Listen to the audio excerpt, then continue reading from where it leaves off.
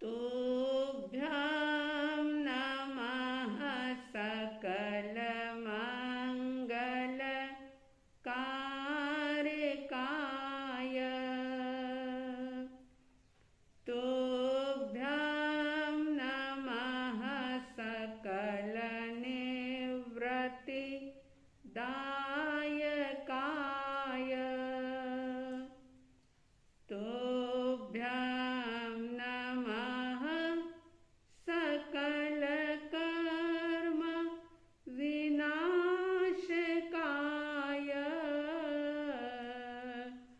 तुभ्यं नमः सकलतत्त्व निरूपकाय। तुभ्यं नमः सकलतत्त्व निरूपकाय।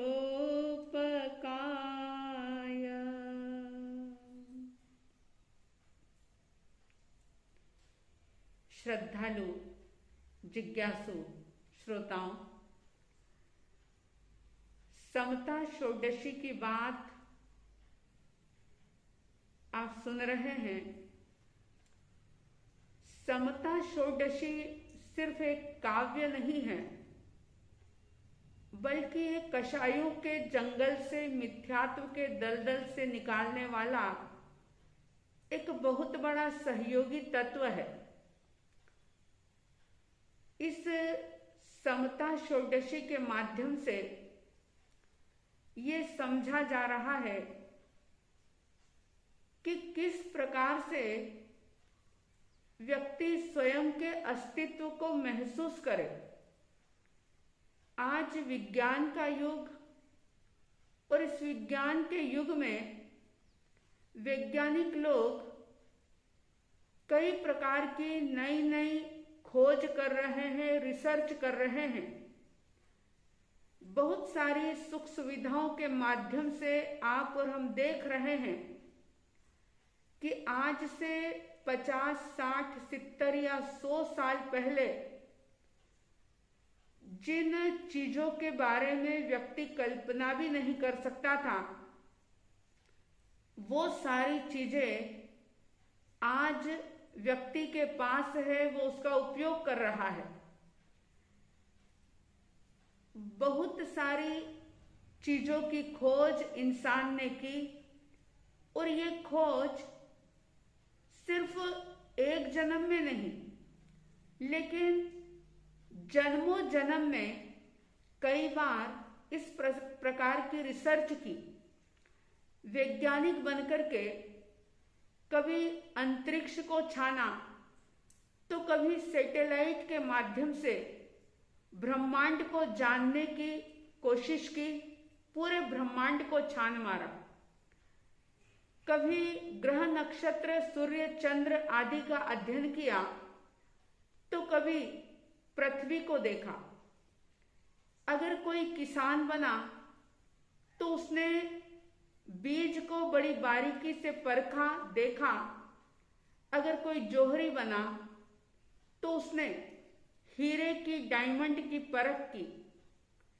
कोई व्यापारी बना तो व्यापार के क्षेत्र में उन्नति, प्रगति करता चला गया। इस प्रकार से जो जिस फील्ड में रहा, उसमें वो आगे से आगे बढ़ते हुए महारत हासिल करता गया, पुरुषार्थ उसका प्रबल बनता गया, और उसी पुरुषार्थ के बल पर सफलता अर्जित की, और उसी सफलता को व्यक्ति ने सब कुछ मान लिया। लेकिन अगर हम अंतर की दुनिया की बात करें, थोड़ा सा गहराई से समझे इस बात को कि जो इन आंखों से दिखाई दे रहा है, जगत सिर्फ इतना ही नहीं है, पदार्थ सिर्फ इतने ही नहीं है, अनंत अनंत पदार्थ है, अनंत अनंत पुद्गल हैं, और अनादि काल से व्यक्ति इन पदार्थों की खोज के साथ साथ इनका उपयोग भी कर रहा है, मगर ज्ञानी कहते हैं कि बाहर की दुनिया में चाहे कितनी भी डिग्रियां हासिल कर ली, कितना भी गहरा ज्ञान प्राप्त कर लिया, लेकिन मृत्यु के साथ ये सब कुछ छूट जाएगा। आपने कभी नहीं सुना कि इस जन्म का डॉक्टर अपने शरीर को छोड़ करके अगले जन्म में जन्मजात कोई डॉक्टर बन जाए। बच्चा जन्म लेता है, पिछले सारे जो उसने भौतिक विद्या अर्जित की है वो सब भूल जाता है।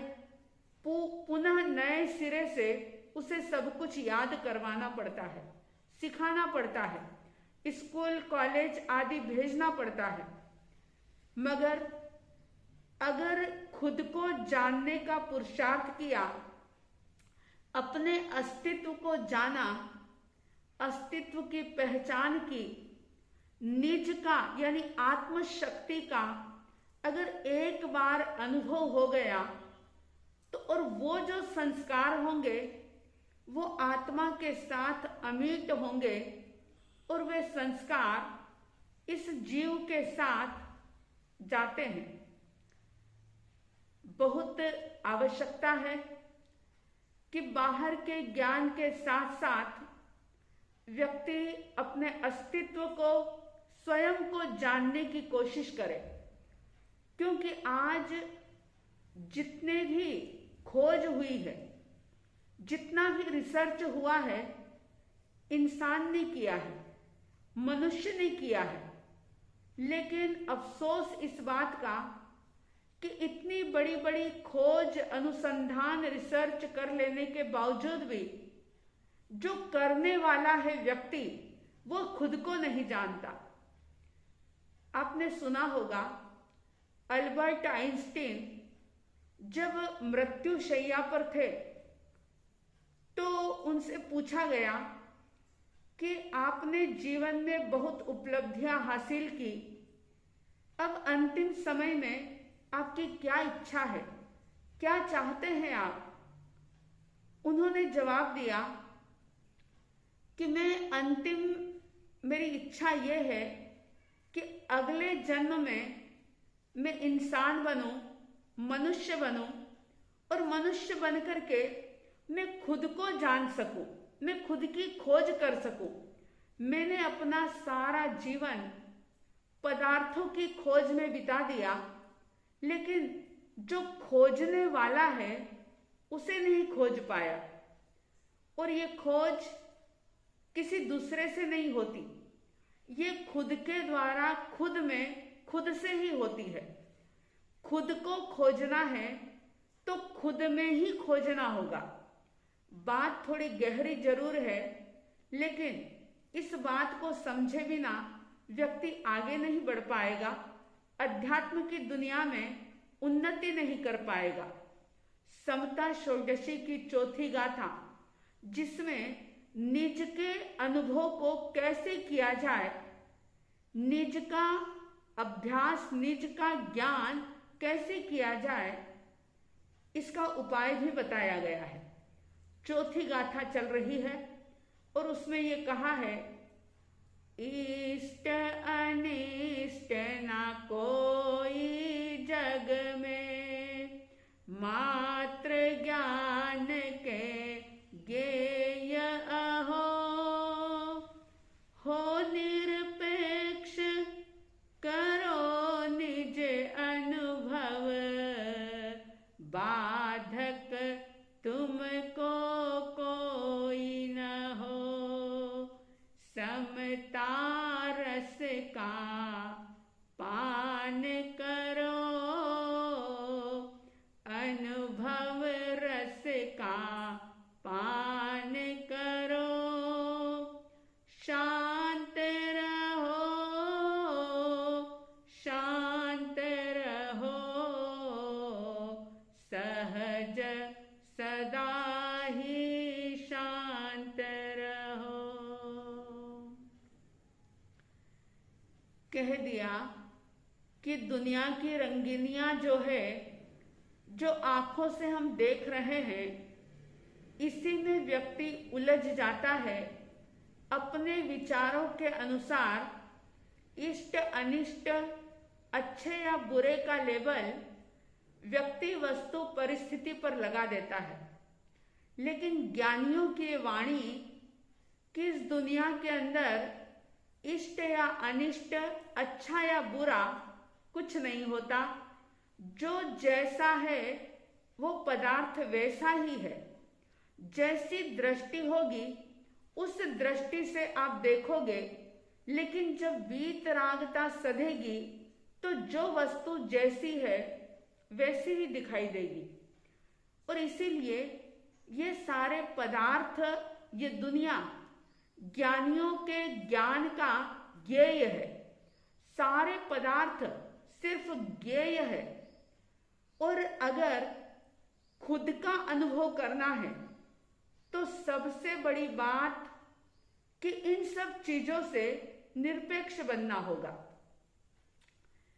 व्यावहारिक जीवन के अंदर, पारिवारिक जीवन के अंदर व्यक्ति पूर्णतया निरपेक्ष बनकर के नहीं जी सकता।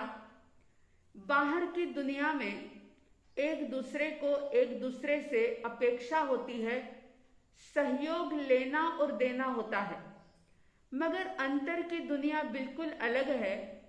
अगर खुद का अनुभव करना है, अपने सामर्थ्य को, अपनी आत्मशक्ति को पहचानना है, तो बाहर की सभी चीजों से निरपेक्ष बनना पड़ेगा। और इसीलिए कहा, हो निरपेक्ष करो निज अनुभव। निज यानी खुद का अनुभव करो। कैसे करो? तो निरपेक्ष बनो।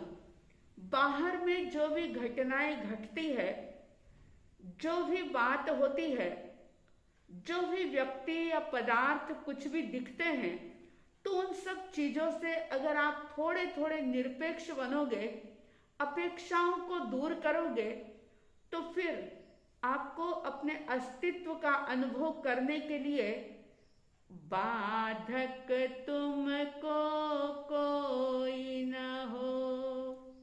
कोई भी वस्तु, कोई भी व्यक्ति, कोई भी परिस्थिति, कोई भी स्थान किसी भी प्रकार से आपको बाधा पैदा करने वाला नहीं बन सकता। निज के अनुभव में रुकावट पैदा करने वाला नहीं हो सकता। लेकिन आपको पहले निरपेक्ष बनना पड़ेगा। और निरपेक्ष बनने के लिए इस धारणा को पक्का करना पड़ेगा कि सारे पदार्थ सिर्फ पदार्थ हैं, सारी वस्तुएं हैं, लेकिन इसमें कोई अच्छा बुरा कुछ नहीं है। 2 मिनट आंखें बंद करके अगर आप इस बात पर चिंतन करेंगे तो आप स्वयं देखेंगे कि राग और द्वेष यानी ममत्व का भाव और घृणा या नफरत का भाव कितनी जल्दी विलीन होने लग जाएगा। जब ज्ञानी की ये बात आप याद रखेंगे कि कोई भी अच्छा बुरा नहीं होता, जो जैसा है वैसा है। अगर ये बात बार बार इस चीज का अभ्यास किया जाएगा तो खुद के अनुभव करने में कोई भी चीज, कोई भी वस्तु बाधा पैदा नहीं करेगी। और इसके साथ साथ भीतर में रूपांतरण होगा। और भीतर में रूपांतरण इस तरीके से होगा कि हमारी राग द्वेष की जो ग्रंथियां हैं, जो कषाय की ग्रंथियां हैं, वे ग्रंथियां अपने आप ही ढीली होती चली जाएगी। क्योंकि हम बाहर की आंखें मूंदेंगे, चर्म चक्षुओं को बंद करेंगे और भीतर के नेत्र को खोलेंगे।